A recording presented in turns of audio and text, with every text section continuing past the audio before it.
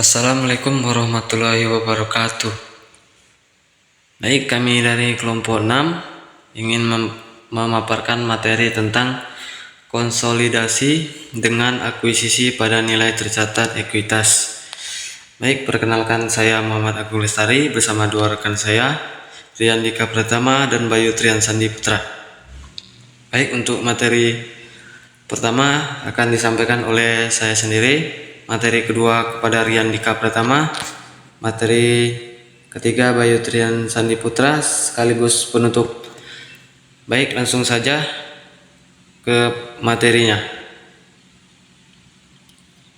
Baik, untuk yang pertama itu ada prosedur konsolidasi. Yang pertama ada berdasarkan PSAK 65. Investor mengendalikan investasi ketika investor memiliki hak atas imbal hasil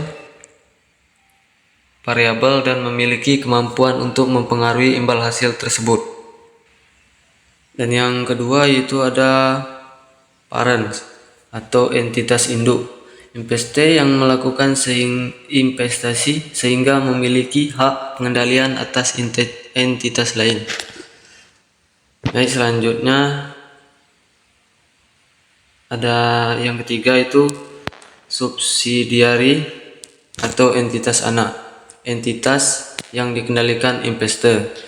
Yang keempat itu ada prosedur laporan keuangan konsolidasi menurut PSAK 65. Prosedur laporan keuangan konsolidasi itu yang menurut PSAK 65 yaitu ada 4 bagian. Yang pertama, menggabungkan aset, liabilitas, ekuitas, penghasilan, beban, dan arus kas sejenis dari entitas induk dengan entitas anaknya. Yang kedua, mengeliminasikan jumlah tercatat dari investasi entitas induk pada setiap entitas anak dan bagian entitas induk pada ekuitas setiap anak. Yang ketiga, mengeliminasikan secara penuh aset, liabilitas, ekuitas, penghasilan, beban, dan arus kas dalam intrakelompok usaha terkait dengan transaksi antar entitas dalam kelompok usaha.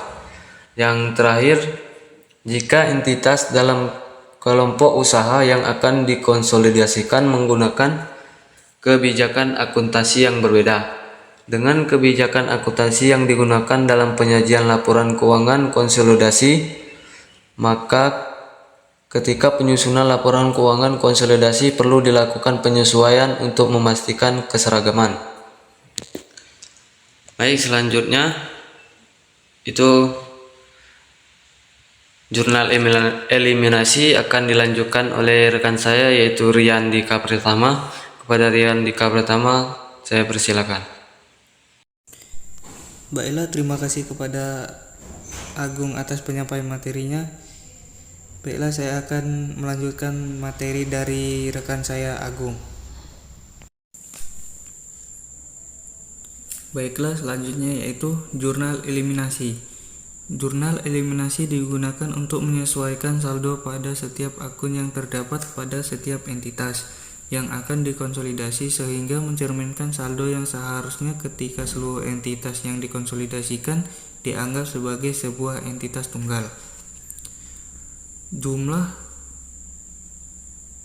Jurnal eliminasi dibutuhkan karena proses konsolidasi tidak dapat serta-merta hanya menjumlahkan seluruh saldo yang dimiliki masing-masing entitas terpisah. Selanjutnya yaitu akuisisi dengan kepemilikan penuh. Konsolidasi sesaat setelah akuisisi seluruh kepemilikan entitas anak. PSAK 65 menyatakan bahwa entitas induk mengkonsolidasikan entitas anak dari tunggal diperolehnya mengendalikan sampai tanggal hilangnya pengendalian entitas induk atas entitas anak tersebut. Selanjutnya yaitu konsolidasi pada periode setelah terjadinya akuisisi. Proses konsolidasi setelah terjadinya akuisisi akan dilakukan untuk mengkonsolidasi laporan-laporan keuangan yang disajikan oleh masing-masing entitas dalam satu kelompok usaha. Selanjutnya yaitu konsolidasi pada periode terjadinya akuisisi, dibagi menjadi 3, yaitu laporan laba rugi konsolidasi, laporan perubahan saldo konsolidasi, dan yang terakhir yaitu kertas kerja konsolidasi. Laporan laba rugi konsolidasi. Yang pertama yaitu dalam laporan ini hanya pendapatan dan beban yang diperoleh dari transaksi dengan pihak non-afiliasi saja yang akan disajikan dalam laporan laba rugi konsolidasi. Yang kedua yaitu penghitungan laba rugi neto konsolidasi. Dilakukan dengan menjumlahkan bagian laba atas entitas anak ditambah dengan porsi kepemilikan entitas induk atas laba entitas anak dan disesuaikan dengan segala penghapusan diferensial atau penurunan nilai goodwill. Yang ketiga yaitu semua pendapatan yang berasal dari investasi pada entitas anak harus dieliminasi dalam penghitungan laba rugi konsolidasi untuk menghindari terjadinya penghitungan ganda. Yang terakhir yaitu bila tidak dapat komponen-komponen khusus, maka dalam kepemilikan sepenuhnya entitas induk seharusnya laba rugi neto konsolidasi akan sama dengan laba rugi neto milik entitas induk. Selanjutnya yaitu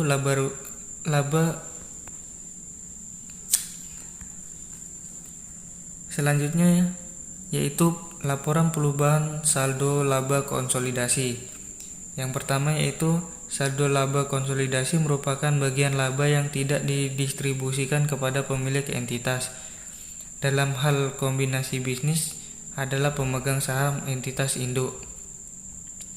Selanjutnya yaitu saldo laba konsolidasi. Diperoleh dengan menjumlahkan saldo laba pada awal periode ditambah dengan laba rugi neto konsolidasi serta dikurangi dengan dividen konsolidasi. Yang ketiga yaitu dividen yang dibayarkan entitas anak kepada entitas induk. Tidak dianggap sebagai pembayaran dividen dan perlu dieliminasi dalam kertas kerja konsolidasi. Yang terakhir yaitu hanya dividen yang dibayarkan oleh entitas induk yang dianggap sebagai dividen konsolidasi. Karena dalam sudut pandang konsolidasi, pemilik entitas induk merupakan pemilik entitas konsolidasi, sehingga dividen yang dilaporkan dalam laporan keuangan konsolidasi adalah dividen yang dibayarkan entitas induk kepada pemiliknya. Selanjutnya yaitu kertas kerja konsolidasi. Kertas kerja konsolidasi setelah terjadinya akuisisi setidaknya memiliki 3 bagian utama, yaitu laporan laba rugi, laporan saldo laba, dan bagian laporan posisi keuangan. Mungkin materi itu saja yang bisa saya sampaikan. Selanjutnya akan dilanjutkan oleh rekan saya Bayu. Kepada Bayu saya persilahkan. Baiklah, terima kasih kepada Rian. Berikutnya saya akan menjelaskan materi selanjutnya yang dari Rian tadi. Di sini ada akuisisi dengan kepemilikan sebagian. Yang pertama itu ada kepentingan non pengendali.